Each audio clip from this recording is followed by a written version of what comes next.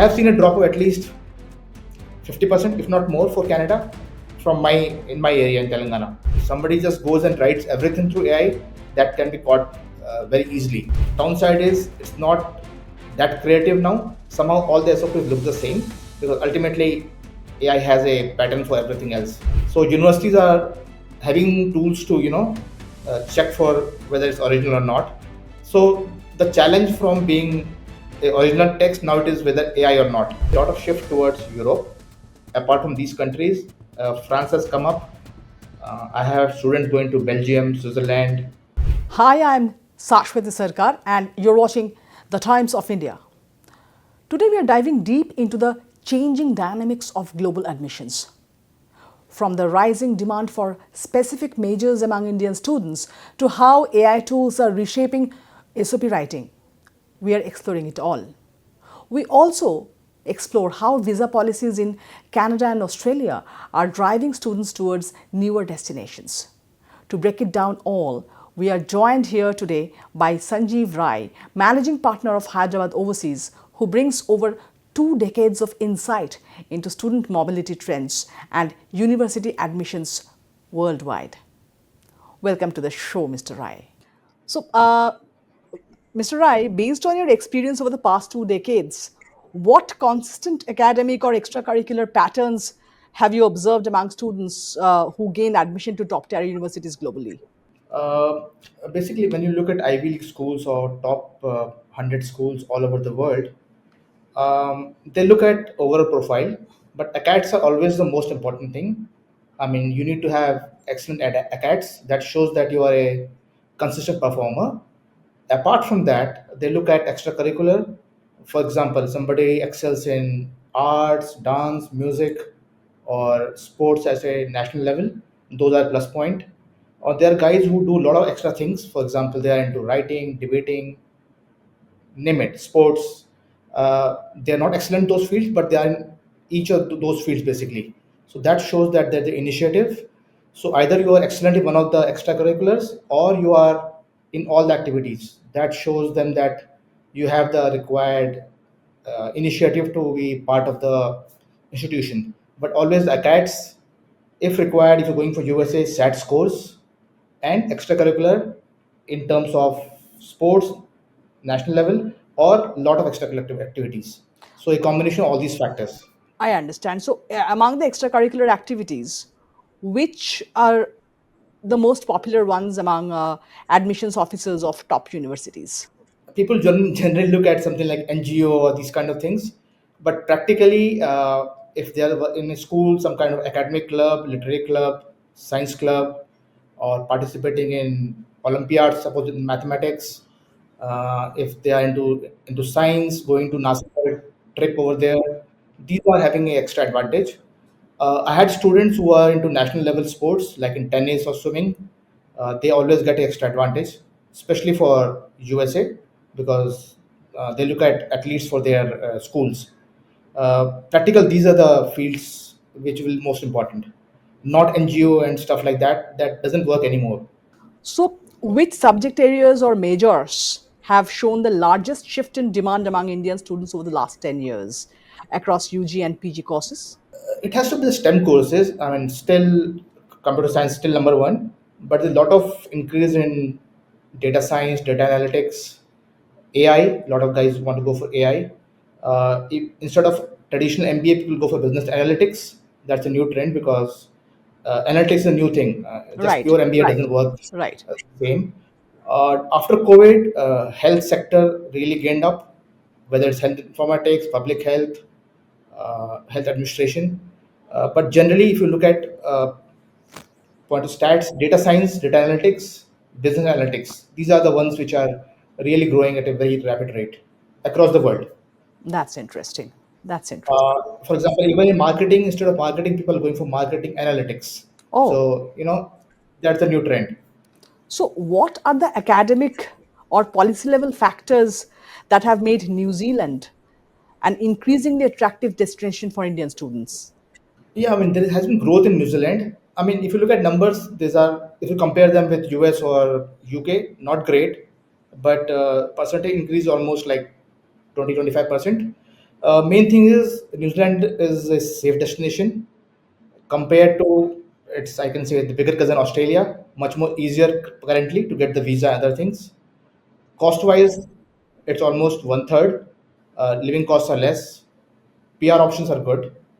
Apart from that, I mean, if you look at realistically, they only have 8 public universities, so their numbers can never reach that level of other Of course, countries. the economy is also not, as big Exactly. as them, but then it is still gaining popularity. That's why I was curious to know why this One popularity, more thing is despite being such a small economy compared to US, UK, yeah, Canada, or yeah. I mean, skill-based diplomas are another thing which are there in New Zealand. So short-term courses of 1 year or 2 year in particular skill, instead of going for full masters or full bachelors, like it used to happen in Canada. The same demand is growing up in New Zealand. Skills, it can be something just accounting, even something like carpentry, air conditioning, these kind of courses which are purely employment based, and later on they have option of getting into the PR scheme of things. So cost is less, more practical courses, and cost. I mean, these are the important things. But still, I mean, if you look at numbers, I think it's like, if I'm not wrong, around 30,000 last year, uh, which is big for them. I mean, compared to before that, but I think that's the upper limit they're touching. Beyond that will be tough for them to reach. so. Mr. Rai, Australia has now enforced higher English language requirements, and they're cracking down on non-genuine student applications. In this scenario, what steps should Indian students take to improve their chances of visa approvals? Are there specific preparations, documentation, or course selections they should focus on? I mean, let us look at the background of why this happened. During COVID, Australia was completely closed. It was zero for 2 years. When it reopened, there was a sudden flood of applicants, and the visa rules were very lax. I mean, it was, I would say, almost everyone was getting the visa, because of which suddenly they reached levels which were never reached before. There were a lot of students who violated the rules. I mean, they went for a particular university and didn't study there, uh, which will happen once we have too many students. After that, they have suddenly make it very tight. So right now, I mean, if you look at Australia, they are looking for candidates who have everything. They tick all the boxes. So first thing is academic. There should not be many gap after class 12. If they have a gap of more than 1 year, it's a no. After graduation, maximum till 30. Beyond 30, they are saying, I'm sorry. So basically, no gaps in your studies. Second thing is finances. ITRs have to be proper for at least 3 years, along with savings and loan from a, at least 3 to 6 months of financials, which at times is difficult for the parents to maintain that thing. English is still the same, but only thing is they are, what do you say, they have put more emphasis on individual scores, so at least six in each sections, and overall score has also increased. If you are changing from electrical to computer science, it's generally not encouraged until unless suppose you have worked for 2 years in a software company. So changing of stream is also not possible. Finances has to be really tight. English plus the GT interview are more strict. Uh, it's like this. I mean, there is a quota of students from India now. Every university has got a quota. So university has to ensure the students who go to the visa are well qualified. Otherwise, their numbers are rejected. So they maintain the standards. I mean, university has to maintain the standards so that the visa is at least 95% plus. Otherwise, the levels comes down. So mainly financials, it has to be clean and uniform.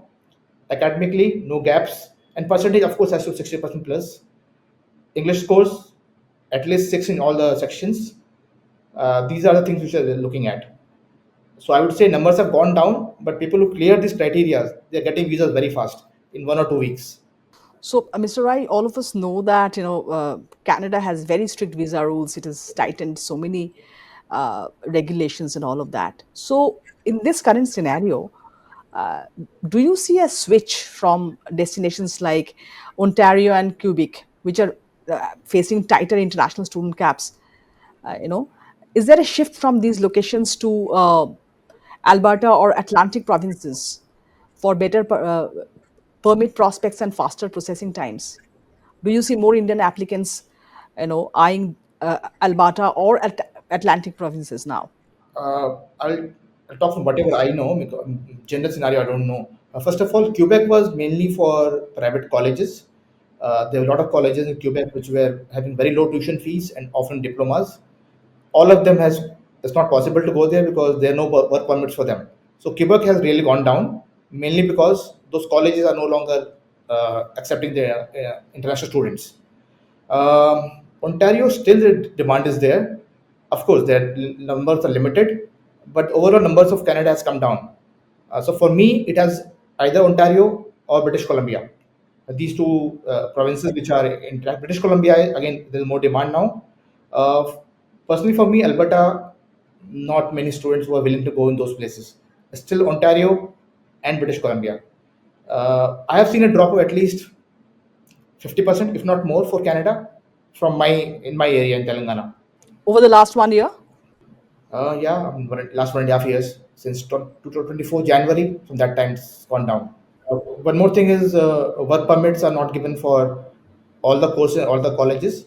So colleges which offer these work permits have higher demand, and even some cases where their dependent used to go, that also has come down. So overall market has gone down to Canada. For me, it is still Ontario and British Columbia where most of them want to go. I mean, near Vancouver area and Toronto. So, Mr. Rai, a recent 2024 report, yeah, it suggests that students from tier 2 and tier 3 Indian cities now drive the bulk of outbound traffic. Have you noticed any specific challenge or strength in their applications compared to tier 1 city applicants? Yeah, I mean, there's an increase of students from other. For example, I'm from Hyderabad, so I get a lot of students from Warangal, Karimabad, and these are nearby areas. Academically, they are pretty good. Percentage wise, they have good percentage. What they lack is in, first of all, about the countries and the courses they want to go for. They're still going in the old format. It's either USA or UK and particular courses. They suffer in terms of the language.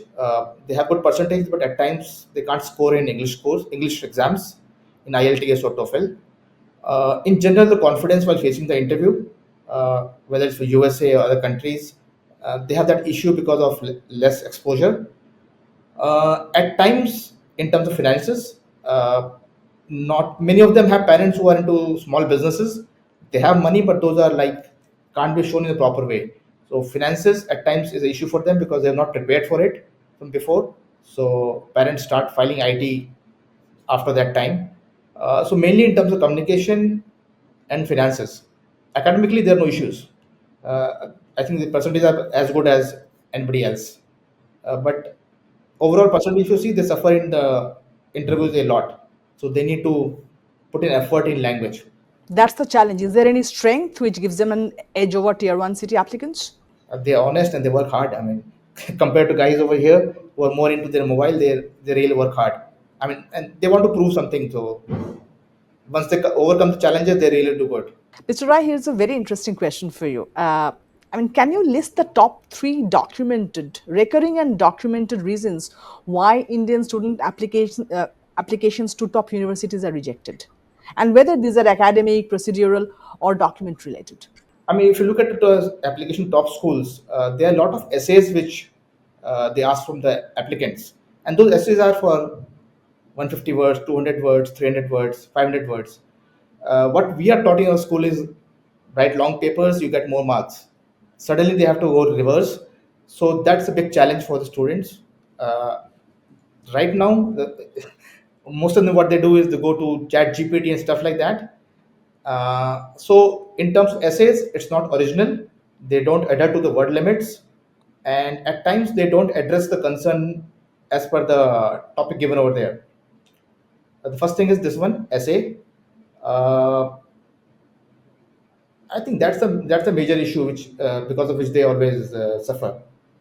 So now, coming to our next question, how has the structure, content, or evaluation of SOPs changed over the years across different countries? Say for UK versus US versus Canada, what components are now considered very essential, which were previously not, or the other way around?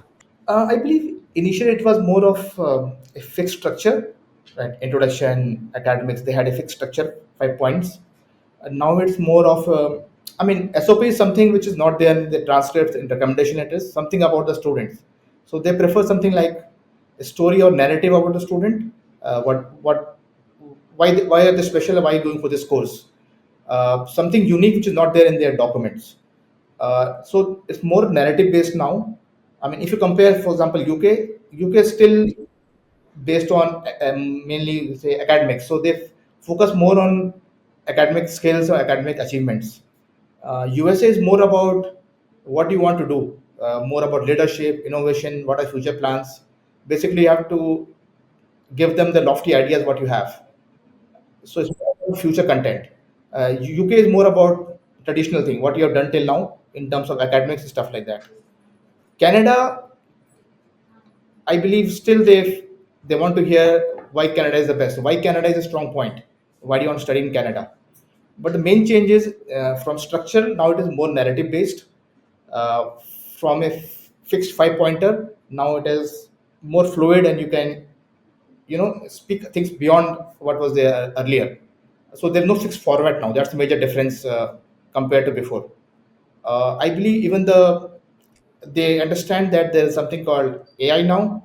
So you know they prefer somebody writing on their own, even if it's not a great English. If it is correct in terms of grammar and sentence formation, that is better than compared to somebody who has taken help from other things. That's the major difference now. Right. So, talking about AI, Mr. Rai, with the rise of AI, AI for SOP writing and university research, what changes have you observed in student readiness in these days, and also how do universities view AI assisted applications? That's a tricky subject. I mean, there are both plus and minuses. The plus point is Absolutely, students absolutely. can get some help in terms of SOP, but those should be only use their pointers. If somebody just goes and writes everything through AI, that can be caught very easily. So plus point is they can get pointers. Essays what they write are correct in terms of grammar and other things. I believe the downside is it's not that creative now. Somehow all the SOPs look the same because ultimately AI has a pattern for everything else. Uh, and at times, when I look at SOPs, all of them look almost the same. Although, I mean, the pattern of writing is different, but end of the day, AI has certain fixed patterns. So almost all of them are same. No mistakes in terms of grammars, but it's not what do you say. It doesn't carry the individual mark in The those originality, the writings. essence of the person. It Exactly, doesn't the reflect the essence of that. persona of the applicant, right? Right. That's the major problem. But it does help. I mean, students who are really weak, for them, it's a big plus point. If they use it in a, In an what do you intelligent say, way. intelligent way, yeah, that's the thing. Universities are very strict about these things. Plagiarism was always an issue, still is. So, first of all, they check for plagiarism. Um which somehow when you go through AI, they are able to remove that through humanize and stuff like that. But I believe universities have other softwares which they can find out the how much content is AI driven and how much is the original. So I have seen rejections recently, last 1 year, where they mentioned very clearly you have used AI softwares like blah blah blah blah. Some cases they refuse straight away. Some cases they say that I'll give one more chance. I want the original text from your side. So universities are having tools to check for whether it's original or not. So the challenge from being a original text now it is whether AI or not. So universities are double checking those things, and somehow I believe the importance of SOP is going down because some universities have given up because they can't really decipher which is original, which is not. And when you compare the SOP with the English course, it doesn't match many cases, and there's no way where they can. So many of them started taking interviews, which is a much better way of judging the caliber of the students to know where exactly they stand. um, Tough times ahead, but I believe we should use it, but in a limited way. I mean, ideally, of course, world is not ideal. So, Mr. Rai, between 2025 and 2024, how have the top five destination countries for Indian students shifted in terms of volume and profile of applicants. Can you provide a comparative data or trends that you've observed over these years or this last year? If I compare total numbers from 2005 till now, it has gone almost 7 times from that time. We used to have around 1.4, 1.5 lakhs going. Now it's almost 7 lakhs. So numbers have almost grown 6 times. The major numbers have in suppose Canada used to be like 2000, 2005, and in 23 it was 2 lakh 78. So it's a huge growth, almost like I believe 36, 37 times. Uh, and initially, USA used to number one. USA used to be around lakh in 2005. Now it's almost like close to 3.5 lakhs. Numbers have grown, but in terms of the number of times, Canada is number one. Germany is second one. Germany used to be like hardly 1,000, 2,000. Now it's almost 40,000 now in 2023. That they have grown almost 20 times. UK has grown. It used to be like 15, 16,000. Now it's close to almost 2 lakhs last year. So biggest gainer is Canada, UK, and Germany, and US has grown because it's one number one, still number one. There are ups and downs. 2016 USA Trump effect was there. So 16 to 20, the growth is almost stagnant, and there's a huge jump of 20. I mean, then we had Democrats Biden there. So 23 was the best year in terms of number of students, where we had almost 9 lakhs people who went from India to these countries. And 23 was the best year for Canada, Germany, USA, as well as Australia in terms of numbers. If you look at Australia, before COVID, it used to be like 40,000, and after COVID, it became almost 1.1, 1.2 lakhs uh, after a gap of 2 years. So Australia has gone threefold since COVID, and of course, 25 and 24 will dip like this because numbers have gone down. Gone down. So what I can say is steadily it has been increasing and it will increase. But I believe this year there is a lot of shift towards Europe. Apart from these countries, France has come up. I have students going to Belgium, Switzerland, Oh, you name that's an it, interesting Latvia. trend to note. Yeah, I mean, since now the US visas dates are not there anymore, So why is Trump has said France no to suddenly them. becoming popular? Why do you think? From a student point of view, they don't require any English exams, no IELTS or no TOEFL. There's only one interview. Visa formalities are pretty simple and straightforward. There's no ambiguity like USA. They have post-study work permit. Plus, they have Schengen visa, so you have option of going to other countries once you finish your course. And there are some very good courses in aerospace, data analytics, um, and there are good companies who are offering those jobs. That's the reason. Teaching is in English, But although French is spoken isn't it there. a challenge for students to grasp the French language? Like they have to learn It's French, a right? challenge. It's a challenge. As I said, teaching is in English, so French is additional thing. So to get into proper full-time job, they have 2 years or 1.5 years to learn French, and it's an advantage. Once they learn French, they can go to other countries too.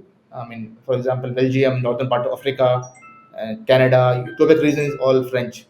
So many students are going for those things. Like Germany, people go for Germany because it's their public universities which are almost free, teaching is in English, and they learn German, which can be advantage for them in the long run. Uh, so not all the students, but a significant shift is there towards Europe now, mainly because of clarity in terms of visa and uh, prospect afterwards. US is everything is uncertain. You don't know tomorrow which tweet will come from Trump, and things will change. So, I mean, there are 100 students who are waiting for the visa dates, but everything's closed now. They can't do anything. 1 year is going to be wasted for them.